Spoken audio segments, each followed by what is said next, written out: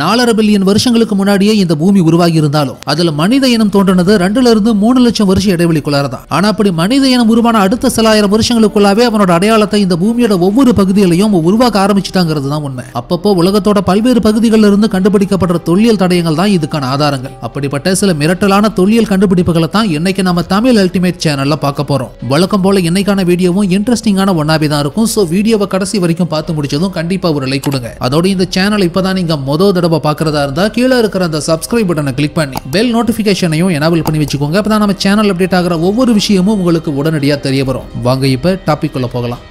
The arc of the covenant.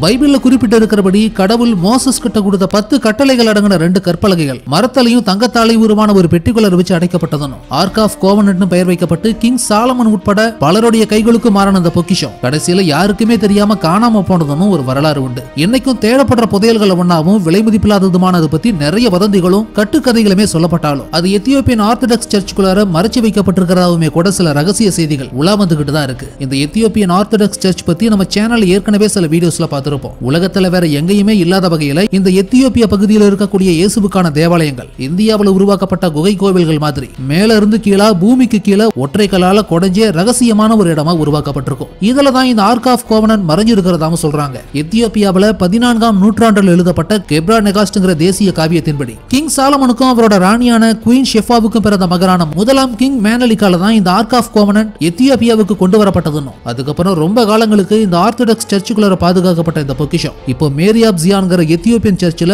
ஒரு சேம்பருக்குள்ள வச்சு ரகசியமா பாதுகாக்கப்படுறதாவும் சொல்றாங்க. இதுல எந்த அளவுக்கு உண்மை இருக்குன்னு தெரியல. ஆனா இந்த எத்தியோப்பியன் சர்ச்சுக்குள்ளார முக்கியமான இடங்களுக்குள்ளார நுழைய யாருக்குமே அனுமதி இல்ல. ரொம்ப மர்மம் நிறைஞ்ச இடங்கள்ல ஒன்னாதான் இருக்கு இந்த சர்ச். 2ஆம் உலக போர் சமயத்துல பிரிட்டிஷ் பகுதியை சேர்ந்த வரலாற்று ஆராய்ச்சியாளரான எட்வர்ட் வுல்லண்டார்ஃப்ங்கிறவருக்கு மட்டும் இந்த சேம்பர் அக்சஸ் பண்ண அனுமதி கிடைச்சிருக்கு. ராணுவ வீரர்களோட அவர் உள்ள நுழைஞ்சாலும் அவருக்கு அந்த பெட்டியை பார்க்க மட்டும்தான் அனுமதி கிடைச்சதாகும். அந்த பெட்டிக்குள்ளார என்ன இருக்குன்னு தன்னால பார்க்க முடியலன்னு பின்னாட்கள் அவர் தன்னோட புத்தகத்துல குறிப்பிட்டிருந்தார்.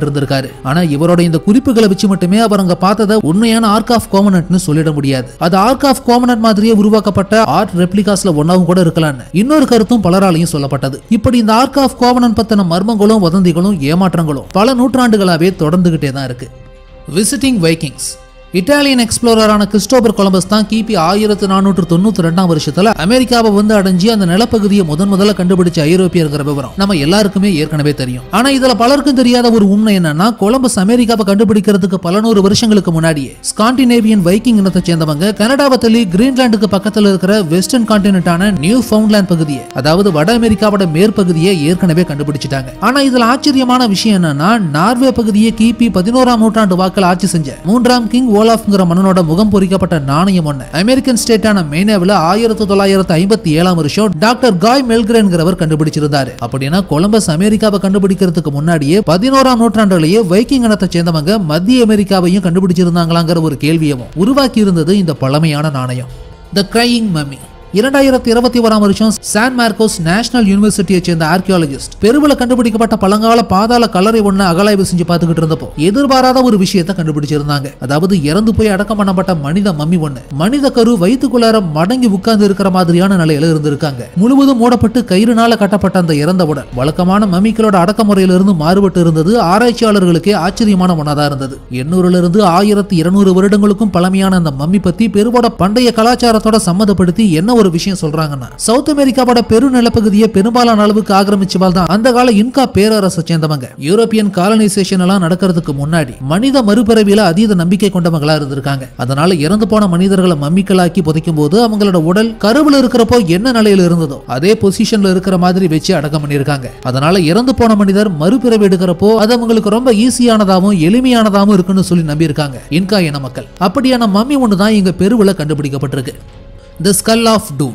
இந்த வீடியோவை பார்த்துக்கிட்டு இருக்கிற உங்கள சில பேர் இண்டியானா ஜோன்ஸோட ரசிகர்களாகவும் இருக்கலாம். அப்படின்னா இந்த டாபிக் உங்களுக்கு சுவாரஸ்யமானதாவே இருக்கும். Indiana Jones kingdom of the crystal ஸ்கல்ஸ்ல பல மர்மங்களும் சக்தியை கொண்ட கிறிஸ்டல் கற்களால் உருவான ஏலியன் மண்டை போட்டை கண்டுபிடிச்சிருப்பாங்க. ஆனா இங்க எக்ஸ்பெடிஷன் மூலமா நிஜத்திலேயே ஒரு கண்ணாடி மாதிரியான ஒரு மண்டை போடு மனிதர்களால கண்டுபிடிக்கப்பட்டிருக்கு. அதுதான் இந்த மிச்சல் ஹெட்ஜஸ் ஸ்கல். ஃபேமஸ் எக்ஸ்ப்ளோரரான ஃப்ரெட்ரிக் மிச்சல் ஹெட்ஜஸோட மகளான ஆனா மிச்சல் ஹெட்ஜஸால கடந்த 1920களில் பழமையான மாய நகரமான லுபாண்டம்ல இருந்து இந்த மர்மமான மண்டை போடு கண்டெடுக்கப்பட்டதா சொல்றாங்க. 5 கிலோ எடை கொண்ட கண்ணாடி மாதிரியான குவார்ட்ஸ் வகை படிகக்கல்ல துல்லியமா செதுக்கி மாயன்களால இந்த மண்டை ஓடு உருவாக்கப்பட்டதுன்னு ஒரு கருத்து உண்டு. மாயன்கள் இதை வச்சு கேன்சர் மாதிரி கொடிய வியாதிகளை குணப்படுத்தினதாவும் இறந்தவங்களோட பேசினதாவும் இன்னும் பல மந்திர தந்திர வித்தைகளை பண்ணதாவுமே கூட சொல்றாங்க. அதனாலேயே இதுக்கு ஸ்கல் ஆஃப் டூம் அப்படின்னு இன்னொரு பெயரும் உண்டு. இப்படி பண்டைய மாயன்களோட அதிசக்தி வாய்ந்த ஆன்சியன் ஆர்டிஃபேக்ட்னு சொல்லி இந்த மண்டை ஓட்டை மையமா வச்சு பல செய்திகள் குறிப்பிடப்பட்டாலும் இதெல்லாம் வதந்தி. இது மாயன் நகரத்துல எல்லாம் கிடைக்கல. 1960களில் ஏலத்திலிருந்து இன்னைக்கு மதிப்புக்கு $18,000 கொடுத்து இதை வாங்கிட்டு வந்து தான் ஃபேமஸ் ஆகிறதுக்காக இந்த மிச்சல் ஹெச் ஃபேமிலி கட்டண கட்டுக்கதை தான் இதுன்னு. இதுக்கு பின்னாடி இன்னொரு கதையும் இருக்கு. அது மட்டுமல்ல, இந்த ஸ்கல்ல பரிசோதிச்சு பார்த்தவங்க இது மாயன்களாலேயே உருவாக்கப்பட்டிருந்தாலும் 19ஆம் நூற்றாண்டோட ஆரம்பத்துல தான் உருவாக்கி இருக்கணும். ஏன்னா அதுக்கு முந்தைய காலகட்டத்தில் இவ்வளவு துல்லியமா செதுக்க மாயன்கள் கிட்ட மட்டுமல்ல உலகத்துல இருந்த வேற எந்த மனித இனத்துக்கிட்டையுமே இவ்வளவு துல்லியமா பளிங்கு கற்களை செதுக்கிறதுக்கான தொழில்நுட்பம் இல்லவே இல்லைன்னு சொல்றாங்க சில தொல்லியல் ஆராய்ச்சியாளர்கள். அதனால இந்த ஸ்கல் ஆஃப் டூம் பத்தி சொல்லப்படக்கூடிய விஷயங்கள் எல்லாம் உண்மையா பொய்யான்னு கண்டுபிடிக்க முடியாத அளவுக்கு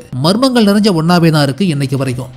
தி டா வின்சி குளோப் 15ஆம் நூற்றாண்டு வரைக்குமே இந்த உலகம் உருண்டையானதுங்கிற உண்மையை இந்த உலகத்துல இருக்கிற யாருமே ஏத்துக்கல. எல்லாருமே பூமி தட்டையாவும் சதுரமாவும் இருக்குன்னு சொல்லி தான் நம்பிக்கிட்டு இருந்தாங்க. 15ஆம் நூற்றாண்டுக்கு அப்புறமா தான் உலகம் உருண்டைங்கிறத உணர்த்துற விதமா நிறைய விஷயங்கள் உருண்டையா உருவாக்கப்படவே செஞ்சது. ஆனா அப்படியான முதல் உலக உருண்டை எப்போ யாரால உருவாக்கப்பட்டிருக்குன்னு பார்த்தா ஸ்டெஃபான் மிசைன்ங்கிற வரலாற்று ஆய்வாளரோட கருத்துப்படி கிபி 1502ஆம் வருஷம் ஆஸ்ட்ரிச்சோட முட்டையை வச்சுதான் முதல் உலக உருண்டை உருவாக்கப்பட்டிருக்கு. மனிதர்களை பொறுத்த வரைக்கும் நெருப்பு கோழிகளோட முட்டைகளை பல நூற்றாண்டுகளுக்கு முன்னாடி இருந்தே டெக்கரேஷனுக்கான பொருளாவுமே பயன்படுத்திட்டு தான் வந்திருக்காங்க. ஆனா லண்டன்ல 2012ஆம் வருஷம் பழமையான உலக வரைபடங்களை பாதுகாக்கிற ஒரு இடத்துல இருந்து ஆஸ்ட்ரிச் முட்டையோட சரியா உடைக்கப்பட்ட 2 பகுதிகளை உலக உருண்டை மாதிரி ஒன்னா இணைச்சு உலக வரைபடத்தை துல்லியமா வரைஞ்சு உருவாக்கப்பட்ட இந்த உலக உருண்டை ஆச்சரியத்தை தரக்கூடிய ஒன்னாவே இருந்தது. ஏன்னா அந்த ஆஸ்ட்ரிச் முட்டையில வரையப்பட்ட வரைபடத்துல அமெரிக்க பகுதிகளுமே இடம்பெற்று இருந்தது. கிபி 1492ஆம் வருஷம் தான் அமெரிக்காங்கிற ஒரு நிலப்பகுதியே இந்த பூமியில் இருக்குங்கிற விவரம் அப்போதான் ஐரோப்பியர்களுக்கே தெரிய வந்து இருந்ததுங்கிறப்போ அடுத்த சில வருஷங்களுக்குள்ளாவே எப்படி தென் மற்றும் வட அமெரிக்க பகுதிகளை முழுசா மொத்தமா தெரிஞ்சுக்கிட்டு அதை வரைபடமா வரைஞ்சிருக்க முடியுங்கிற விஷயம் ஆச்சரியமானதாகவும் மர்மமானதாகவும் இருந்தது. அதனால இந்த ஆஸ்ட்ரிச் முட்டையை லியோனார்டோ டா வின்சி மாதிரியான அதிசயமான மனிதர்கள் உருவாக்கி இருக்க கூடாதுங்கிற முடிவுக்கு வந்திருந்தாரு. இதை 2012ஆம் வருஷம் கண்டெடுத்து வரான ஸ்டெஃபான் மிசைன். ஏன்னா கட்டிட கலைஞர், கண்டுபிடிப்பாளர், பொறியாளர், சிற்பி, மர்மங்கள் நிறைஞ்ச ஓவியங்களை வரைஞ்சவர்னு சொல்லி பல திறமைகளை கொண்ட ஒரு மர்ம மனிதராவே 14 மற்றும் 15ஆம் நூற்றாண்டு வாக்குல இத்தாலியில பிறந்து வாழ்ந்தவர் தான் இந்த லியோனார்டோ டா வின்சி. அவருடைய படைப்புகளுமே பல வருடங்கள் அட்வான்ஸ்டான விஷயங்களை முன்கூட்டியே விவரிக்கக்கூடிய ஒன்னாவே இருந்ததுனாலதான் ஏன் இந்த ஆஸ்ட்ரிச் உலக உருண்டையவும் அவர் உருவாக்கி இருக்க கூடாதுன்னு பலருமே நினைச்சாங்க. ஆனா அவர் தான் உண்மையிலேயே இதை உருவாக்கினாருங்கிறதுக்கு நம்பமுடியான எந்த ஒரு ஆதாரமும் ஸ்ட்ராங்கா கிடைக்காததுனால ஆச்சரியம் தர மர்மங்கள்ல ஒன்னாவே இருக்கு ஆஸ்ட்ரிச் முட்டையில செஞ்ச இந்த உலகத்தோட முதல் உலக உருண்டை. ஜாட்ரா அல்ஜீரியாவில் அனல் கொளுத்துற பாலைவனத்துக்கு நடுவில் ஒரு மர்மமான இடம் இருக்கு. அதுக்கு பேர் தான் ஜாட்ரா. வட்ட வடிவத்தில் சுற்றியும் கோட்டை எழுப்பப்பட்ட மாதிரியான இந்த அமைப்பை எதுக்காக இந்த பாலைவனத்துக்கு நடுவில் உருவாக்கி இருந்தாங்க, யாரால எப்ப உருவாக்கப்பட்டதுங்கிற விவரம் இன்னைக்கு வரைக்குமே விடை தெரியாத மர்மங்கள்ல ஒன்னாவும் மிரட்டலான தொல்லியல் கண்டுபிடிப்புகள்ல ஒன்னாவுமே தான் இருக்கு. 26 அடி உயரத்துக்கு நடு பாலைவனத்தில் உருவாக்கப்பட்ட இந்த கோட்டை எந்த பண்டைய கலாச்சாரத்தோட கனெக்ட் ஆகுதுங்கிறத இன்னைக்கு வரைக்குமே தொல்லியல் ஆராய்ச்சியாளர்களாலையும் தெளிவா கண்டுபிடிக்கவே முடியல. Walking with dinosaurs. ஆராய்ச்சியாளர்களோட கருத்துப்படி டைனோசர்கள் 65 மில்லியன் வருஷங்களுக்கு முன்னாடியே முற்றிலுமா அழிஞ்சு போன ஒரு உயிரினம். ஆனா 2000 வருஷங்களுக்கு முன்னாடியே கூட இந்த டைனோசர்கள் இந்த பூமியில வாழ்ந்திருக்குமோன்னு நினைக்க வைக்கக்கூடிய அளவுக்கு தான் இருந்தது இந்த பண்டைய தரை ஓவியம். இப்போ நீங்க இந்த ஓவியத்துல பார்க்கக்கூடிய காட்சிகள் ப்ளூ நைல்ல இருந்து மத்திய தரைக்கடல் வரைக்கும் பாயிற நைல் நதியை சித்தரிக்கிற ஒரு பழமையான தரை ஓவியம். மத்திய இத்தாலியில இருக்கிற பண்டைய ரோமுக்கு கிழக்கு பகுதியில் இருக்கக்கூடிய பாலஸ்டீனாங்கிற பகுதியில தான் இந்த தரை ஓவியம் இருக்கு. கிமு 1ஆம் நூற்றாண்டு வாக்குல பண்டைய எகிப்து கலாச்சாரத்து மேல ரோமானியர்களுக்கு ஒரு விதமான ஈர்ப்பு உருவாகி இருந்தது. அந்த எகிப்திய மோகத்தின் விளைவா ரோமானியர்களோட கற்பனையில் உருவாக்கப்பட்ட பண்டைய எகிப்திய கலாச்சாரத்தோட பிரதிபலிப்பு தான் இந்த மொசைக் டிராயிங். ஆனா இதுல மர்மமான ஒரு விஷயம் என்னன்னா, இந்த ஓவியத்தோட ஒரு பகுதியை உத்து கவனிச்சீங்கன்னா அதுல டைனோசர் மாதிரியான ஒரு உருவம் இருக்கிறத பார்க்க முடியும். அப்படின்னா 2000 வருஷங்களுக்கு முன்னாடி வரைக்குமே எகிப்துல டைனோசர்கள் மாதிரியான ராட்சத பள்ளிகள் உயிர் வாழ்ந்ததா இல்ல வேற ஏதாவது உயிரினத்தோட உருவத்தை தான் இப்படி வரைஞ்சு வச்சிருந்திருக்காங்களான்னு சரியா தெரிய வரல. ஏன்னா நூபியாங்கிற பகுதியில அந்த காலத்துல ஆட்டருங்கிற ஒரு வகை உயிரினம் அதிக அளவுல வாழ்ந்திருக்கு. அதனால அந்த விலங்கா கூட இருக்குமோங்கிற மாதிரி குழப்பமான ஒன்னாவே இருந்தது இந்த பெயிண்டிங். Vietnam Discovery. 2019ஆம் வருஷம் வியட்நாம்ல அங்கிருந்த உள்ளூர் மக்கள் விவசாயத்திற்காக நிலத்தை தயார் பண்ணிக்கிட்டு இருந்தப்போ எதிர்பாராத விதமா மண்ணுக்கடியில இருந்து மனித ஆண் உறுப்பு மாதிரி தோற்றம் கொண்ட மிக நீளமான ஒரு விஷயம் கிடைச்சிருந்திருக்கு. 8 அடி நீளம், 2000 பவுண்ட் எடை இருந்தது. அரசாங்கத்து தரப்புல இருந்து வந்து ஆராய்ச்சி செஞ்சு பார்த்தப்போதான் அது ஆண் உறுப்பு எல்லாம் இல்ல, வியட்நாம் வார்ல வெடிக்காம மண்ணுக்கடியில புதஞ்சு போன வெடிகுண்டுங்கிறதையே கண்டுபிடிச்சிருக்காங்க. பின்னாடி ராணுவ தவற வச்சு அதை செயலக்கமும் செஞ்சிருக்காங்க. Ancient Greek ஆம்ஃபரே.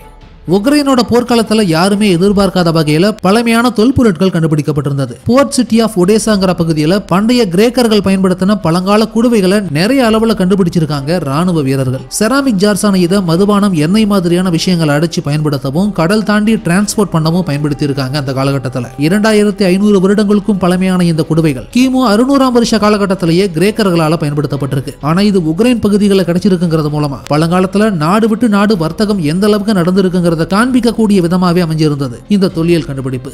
மடாபா மேப்.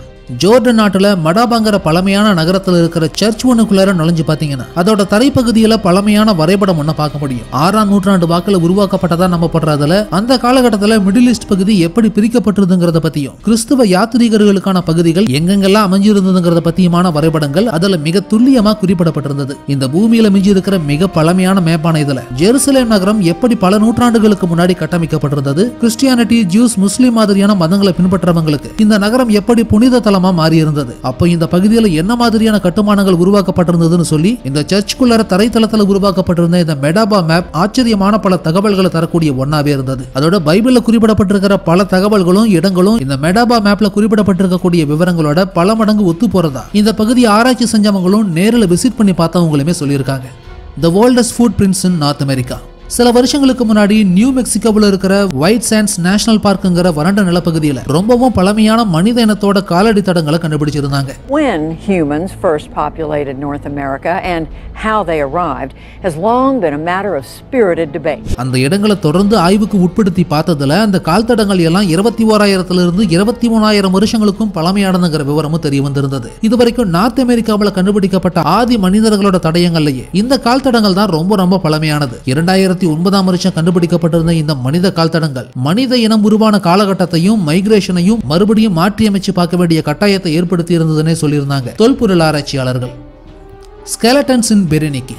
பொதுவா ஒரு மனுஷனோட உயரத்தை பொறுத்து 6 அடி நிலம் மட்டும்தான் இந்த பூமியில அவனுக்கு சொந்தம்னு சொல்லி மனிதன் இறந்து போற சமயத்துல குறிப்பிட்டு சொல்லுவாங்க. ஆனா இங்க ஒரு இடத்துல அகலாய்வு செஞ்சு பார்த்தப்போ 6 அடி மனுஷனையே 3 அடி நீளத்துக்கு வில்லா வளைச்சும் எலும்புகளை இடமாத்தியும் வினோதமா புதைச்ச இடங்களும் கண்டுபிடிக்கப்பட்டிருக்கு. எகிப்த பொட்டன செங்கடலோட கடற்கரையோரமா தொல்லியல் ஆராய்ச்சியாளர்கள் எதையோ எதிர்பார்த்து எக்ஸ்கவேஷன் பண்ணிக்கிட்டு இருந்தப்போ இந்த மர்மமான மனித எலும்புகளை கண்டுபிடிச்சிருந்திருக்காங்க. பழங்கால எகிப்திய துறைமுக நகரமா இருந்த பெர்னிக்கிங்கிற இடத்துல கிடைச்ச இந்த பழங்கால மனித சவ அடக்குமுறை இதுவரைக்கும் எந்த எகிப்திய கலாச்சாரத்தோடையும் ஒத்து போகாத அளவுக்கு ரொம்ப வித்தியாசமானதாவே இருந்தது. கல்லால செய்யப்பட்ட பெட்டி மாதிரியான அமைப்புகளை வச்சு அடக்கம் செய்யப்பட்ட இந்த உடல்களை கால் பகுதி நெஞ்சு வரைக்குமே வளைக்கப்பட்டு அடக்கம் பண்ணப்பட்டிருக்கு. இதுக்கு ஏதாவது சடங்கு முறை காரணமா இருக்குமா இல்ல புதைக்கப்படுற இடத்துல பற்றாக்குறை இருந்ததுனால இப்படி மடக்கி வச்சு அடக்கம் பண்ணனாங்களான்னு தெரியல. இது கூடவே சில கண்ணாடி பொருட்களும் செதுக்கின செராமிக் பேஸ்டான திங்ஸும் சில ஆபரணங்களுமே கிடைச்சிருந்தது இந்த பகுதியில இருந்து.